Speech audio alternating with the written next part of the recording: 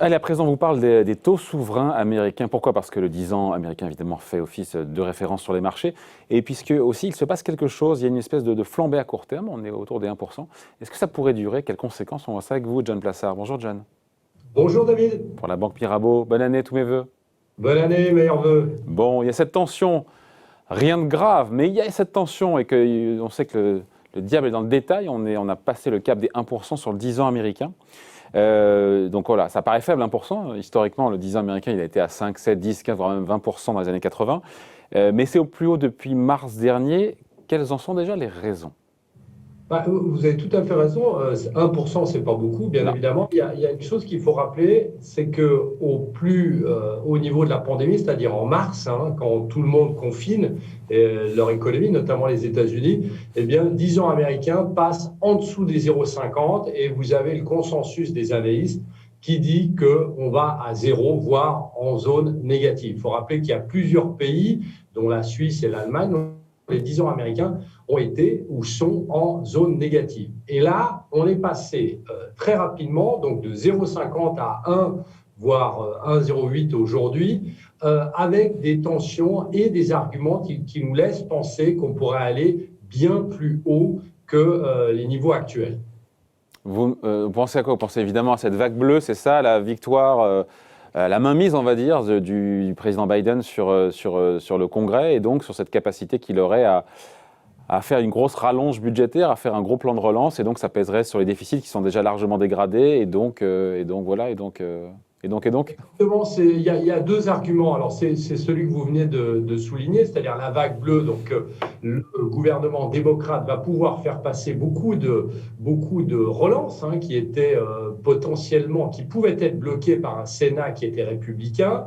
Et là, on va voir que ça va apporter évidemment un peu plus de dettes, mais aussi beaucoup plus d'inflation, parce que c'est des relances inflationnistes. Après, ce qu'il faut rappeler, c'est qu'en 2020, l'inflation, contrairement à ce que pensaient certains analystes, eh bien, l'inflation était très basse, voire négative. On se souvient notamment que c'était induit par les salaires qui n'avaient pas progressé, et aussi, si on prend le cas de l'Europe, en Allemagne, l'Allemagne qui avait baissé son taux de TVA, ce qui avait fait baisser l'inflation. Donc, pourquoi est-ce que l'inflation pourrait monter cette année? Tout simplement par base de comparaison par rapport à l'année passée où l'inflation était très basse. Il suffit qu'on ait un tout petit excès d'inflation pour que ça se voit immédiatement dans les chiffres. Après, le dernier argument, c'est que si vous regardez une mesure qui est une mesure américaine qui s'appelle le 5 ans, 5 ans, c'est-à-dire dans 5 ans… Quelle sera l'inflation à 5 ans? L'inflation 5 ans plus tard… Et les financiers, ils sont forts quand même. Oui, bien sûr. Mais on voit ici qu'on a aussi des tensions inflationnistes là-dessus. Donc, ça veut dire que les anticipations… Là, on parle d'anticipation. Commencent à à être présentes dans le marché, ce qui pousse évidemment le rendement du 10 ans. Jusqu'où il peut aller ce 10 ans américain, John? Alors, dans un premier temps à 1,20, je pense qu'il peut aller assez rapidement aussi à 1,50.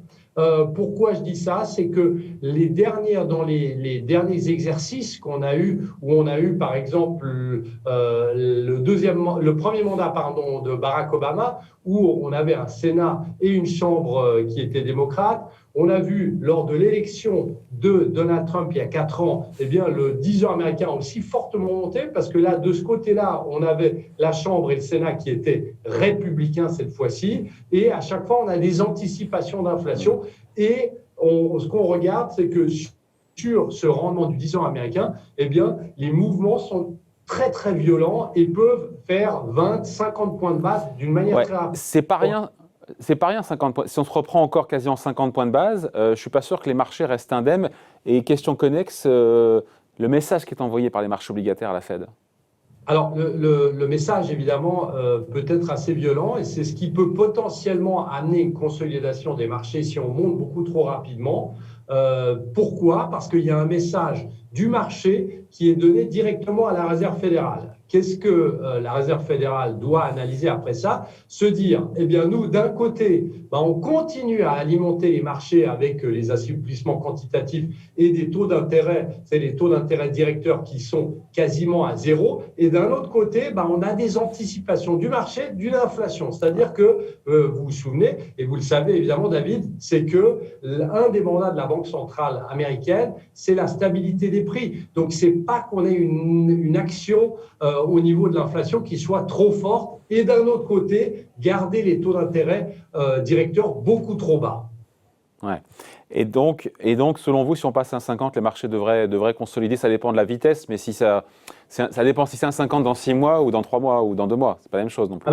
Alors, si on se réfère donc au passé, on va potentiellement avoir une remontée très rapide. On l'a déjà eu là, on était à 0,90 à la fin de l'année passée, on est déjà à 1,08. On va certainement continuer à monter. Et ce qu'il faut voir, il va falloir faire une sélection très importante parce qu'on sait très bien que, par exemple, au niveau des secteurs…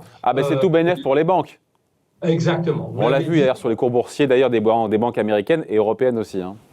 Vous l'avez dit, David, c'est exactement ce qu'on voit actuellement. On voit les banques américaines qui montent beaucoup parce que évidemment elles ont il y a un impact direct positif de la remontée des rendement des taux d'intérêt des treasuries sur les comptes des banques. Et ça va continuer. On sait d'un autre côté que pour l'immobilier, évidemment, si vous avez un emprunt, une hypothèque à taux variable, eh bien ça va être extrêmement dommageable pour le marché de l'immobilier. Si c'est fixe à 10 ans, c'est une autre question. Mais si c'est variable, il va falloir à chaque fois remettre à cœur l'ouvrage de savoir sur quel taux hypothécaire il va falloir se placer. Et puis, on sait très bien que aussi, par exemple, les prêts automobiles aux États-Unis, c'est la même chose. En Europe aussi, sur des taux variables évidemment. Et puis, sur les utilities, les sociétés qui sont extrêmement endettées, si le coût de la dette remonte extrêmement c'est pas bon.